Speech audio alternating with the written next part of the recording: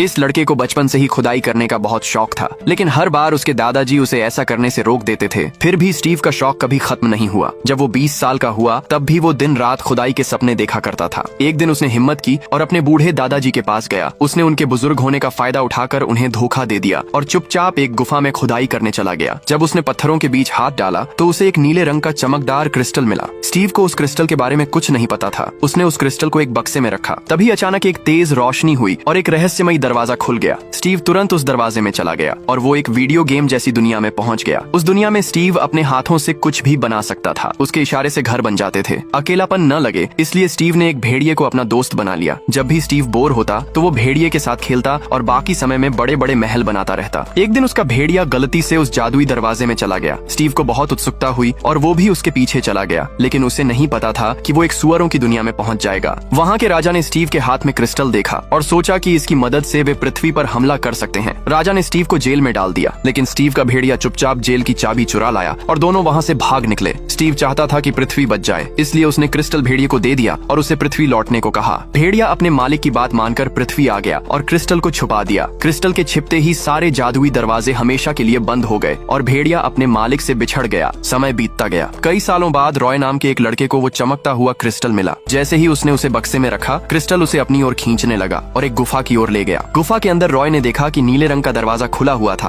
और क्रिस्टल उसकी तरफ खींच रहा था। तभी रॉय की माँ दौड़ते हुए गुफा में आई और बोली कि क्रिस्टल को नष्ट कर दो, लेकिन इससे पहले कि रॉय कुछ सोच पाता, दरवाजे ने सबको अपने अंदर खींच लिया। इस कपल की अचानक से $5 मिलियन की लॉटरी लग जाती है, लेकिन खर्च शुरू करने से पहले ही एना के साथ एक बहुत बड़ा हादसा हो जाता है। शुरू में एना को लगा कि ये सिर्फ एक दुर्घटना थी, लेकिन जब उसकी सबसे अच्छी दोस्त को इस बारे में पता चला तो उसने कहा कि जैक तुम्हें मारना चाहता है ताकि वो इनाम की पूरी रकम खुद रख सके। एना ने अपनी दोस्त की बात को नजरअंदाज कर दिया, लेकिन कुछ समय बाद उसने देखा कि जैक एक होटल में जा रहा है और उसके साथ उसकी खूबसूरत बॉस भी है। जैक की सच्चाई जानने के लिए एना की दोस्त ने उसकी खाने की टोकरी के नीचे एक रिकॉर्डिंग वाला मोबाइल फोन छुपा दिया। तभी एक वेटर ने गलती से उस टोकरी पर पानी गिरा दिया। एना जल्दी से दौड़ी ताकि जैक को फोन न मिल सके। जैक की बॉस से थोड़ी बातचीत के बाद एना ने चुपचाप रिकॉर्डिंग डिवाइस वापस ले ली। जब वो घर लौटे तो एना और उसकी दोस्त ने वो रिकॉर्डिंग सुनी। बातें साफ होने लगी थीं, लेकिन फिर भी एना को जैक से कुछ उम्मीद थी। उस रात एना को घर में छुपाकर रखी गई एक बीमा पॉलिसी मिली, जिसमें लिखा था कि अगर पति या पत्नी में से किसी की अचानक मौत हो जाती है तो लॉटरी का हिस्सा दूसरे को मिल जाएगा। अब एना को शक होने लगा। उसने तुरंत अपनी दोस्त को फोन किया। दोस्त ने सलाह दी कि वो पहले हमला करे। एना ने अपने तकिए के नीचे एक चाकू छुपा लिया और योजना बनाई कि जैक के सोने के बाद वो उसका इस्तेमाल करेगी। लेकिन जैसे ही एना का सिर तकिए पर रखा, वो गहरी नींद में सो गई। सुबह जब वो उठी तो जैक बिस्तर पर नहीं था और तकिए के नीचे से चाकू भी गायब था। घबराकर एना रसोई में गई। उसे हैरानी हुई कि जैक, जिसने कभी खाना नहीं बनाया था, आज एक शानदार डिनर तैयार कर चुका था। तभी एना ने देखा कि खाने के पास एक जहर की बोतल रखी है। जब जैक का ध्यान उसके ऊपर नहीं था तो उसने अपनी वाइन चुपचाप गिरा दी। फिर जैक ने उसे एक काला लिफाफा दिया जिसमें समुद्र किनारे एक रिसोर्ट में उनकी बुकिंग थी। इससे पहले कि वो खुश हो पाती, उसकी दोस्त ने एक और डरावना मैसेज भेजा कि जैक उसे होटल में मार देगा और उसकी लाश को समुद्र में फेंक देगा। लेकिन ये सारी बातें अब उसे पागलपन जैसी लगने लगी थीं। जब एना गार्डन में जाकर वो जहरीली बोतल उठा रही थी तो जैक ने खिड़की से ये देख लिया। वो इतना डर गया कि पूरी रात एक बूंद पानी भी नहीं पिया। रिसोर्ट में हमले से बचने के लिए जैक अपने भाई को चुपचाप साथ ले आया। जब जैक ने उसे अपनी बात बताई तो उसका भाई एना को मारने को तैयार हो गया। इसी बीच एना की दोस्त ने खुद जैक को मारने की योजना बनाई। उसने होटल के शेफ से मिलकर पास्ता में लहसुन की जगह बादाम डलवाए। जैक को बादाम से जानलेवा एलर्जी थी। जैसे ही जैक ने पास्ता का एक टुकड़ा खाया, उसे सांस लेने में दिक्कत होने लगी।